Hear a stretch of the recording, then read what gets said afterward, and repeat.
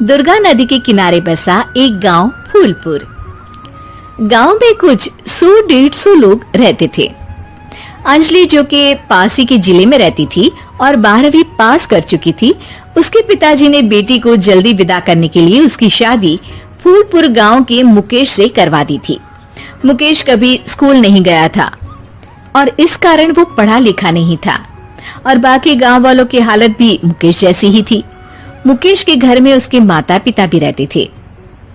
सासू माँ, मैं बाहर मंदिर तक जा रही हूँ, आधे घंटे में आ जाऊंगी। अरे अभी कहीं जाने की जरूरत नहीं है, चुपचाप जाके रसोई में रात के खाने की तैयारी करो।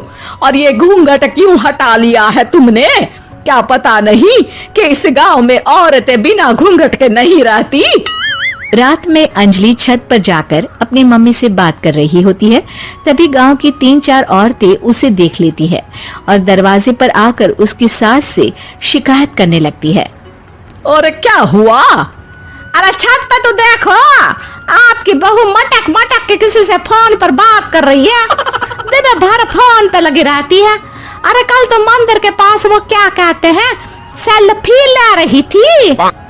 शहर की बहू रखना अच्छा शान की बात है, पर देखना इसके लक्षण से ये तो तुम्हारे परिवार को बदनाम ना कर दे। ये पहली बार नहीं था जब सास से गांव के लोगों ने अंजलि की बुराई या शिकायत नहीं की हो। अब तो ये रोज की बात थी।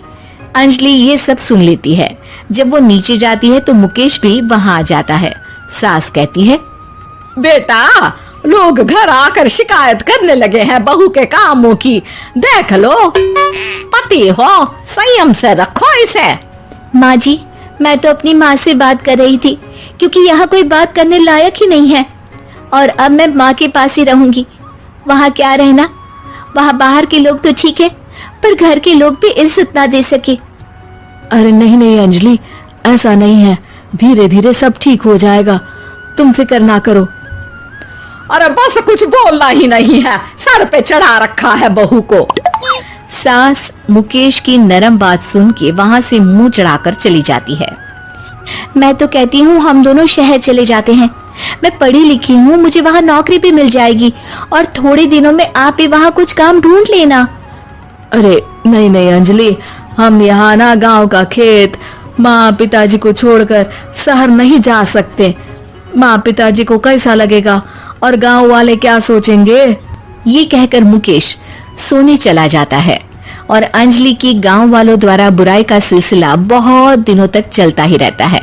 लेकिन अंजलि गुस्सा ना दिखाते हुए समझदारी से काम लेती है। बारिश का मौसम चालू हो जाता है। जोरदार बारिश से पूरे गांव में हाहाकार मच जाता है। दुर्गा नदी में बाढ़ आ जाती है और बाढ़ का पानी पूरे गांव की फसल तबाह कर देता है। फसल की ये हालत देखकर गांव वाले निराश हो जाते हैं और बात तो यहाँ तक पहुँच जाती है कि कुछ लोग तो अंजलि को इस सब का दोषी ठहरा देते हैं।